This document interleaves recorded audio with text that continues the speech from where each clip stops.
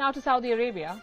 And let me say this up front, you should brace yourself for what's coming next for this story. The de facto leader of the Islamic world, the guardian of the two holiest sites in Islam, Saudi Arabia did the unexpected this weekend. It threw a giant rave party, a 4-day electronic music festival complete with psychedelic lights and international DJs. The images that you see, they're from Saudi Arabia. This giant rave party was held in the deserts of Riyadh. Assalamu alaikum.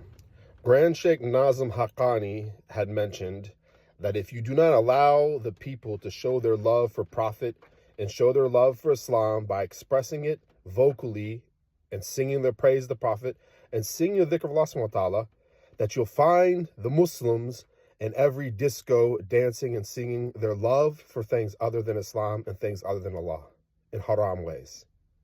And this is exactly what we see in Saudi Arabia and all the rest of the Muslim lands. We see the Muslims singing and rejoicing and expressing their love for music and for football and for other things other than Islam and the Prophet and Allah subhanahu wa ta'ala, because they've been forbidden from doing the dhikr of Allah subhanahu wa ta'ala out loud and in a group.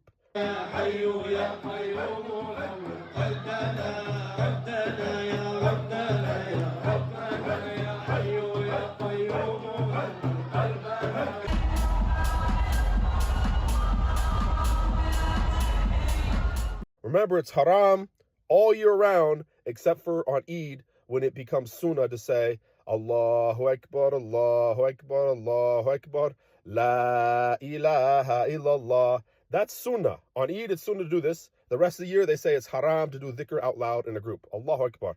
And they've been forbidden to show their love for Prophet ﷺ. When Allah says, وَرَفَعْنَا لَكَ ذِكْرَكَ, indeed, we have raised up for you, O Muhammad ﷺ, your dhikr. How can we as Muslims do more dhikr than the dhikr that Allah SWT has already raised up?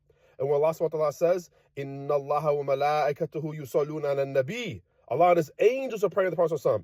يَا أَيُّهَا الَّذِينَ آمَنُوا صَلُّوا عَلَيْهِ وَسَلِّمُوا تَسْلِيمًا. Pray upon Him and send your complete peace. Allahu Akbar.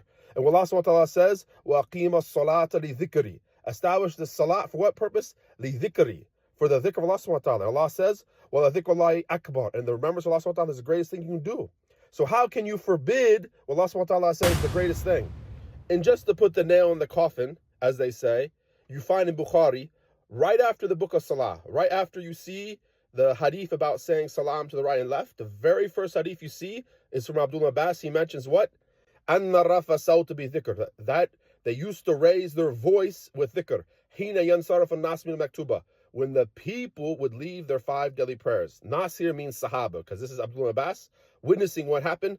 Kan al ahd nabi. Ahd nabi here means it was in the time of the Prophet ﷺ, meaning the Sahabas. Qala, and Abdullah Abbas mentions, وَكُنْتُ أَعْلَمْ إِذَا أَنْصَرَفَ بِذَلِكَ إِذَا سَمِعْتُ, and I only knew that the people left their maktuba when I heard them doing dhikr out loud. Allahu Akbar, Allahu Akbar, Allahu Akbar. So inshallah, we need as Muslims to have permission to express our love for Islam, to express our culture as Muslims. A person wears some type of clothes, they say, oh, akhi, don't wear this, wear that, wear this. Express your love for Islam. We sing the Mawlid, the stories and poems about the Prophet ﷺ. Express your love for Prophet. Otherwise, the human being has such an innate need to express love that if he can't express it for the things that are akbar, the dhikr of Allah subhanahu wa ta'ala, and the things Allah subhanahu wa ta'ala is expressing, what are found like a dhikrak, raising the dhikr of Prophet ﷺ, then you'll find him in every discotheque, in every sports arena, expressing his loves for things other than Deen. Allahu Akbar. Assalamu alaikum.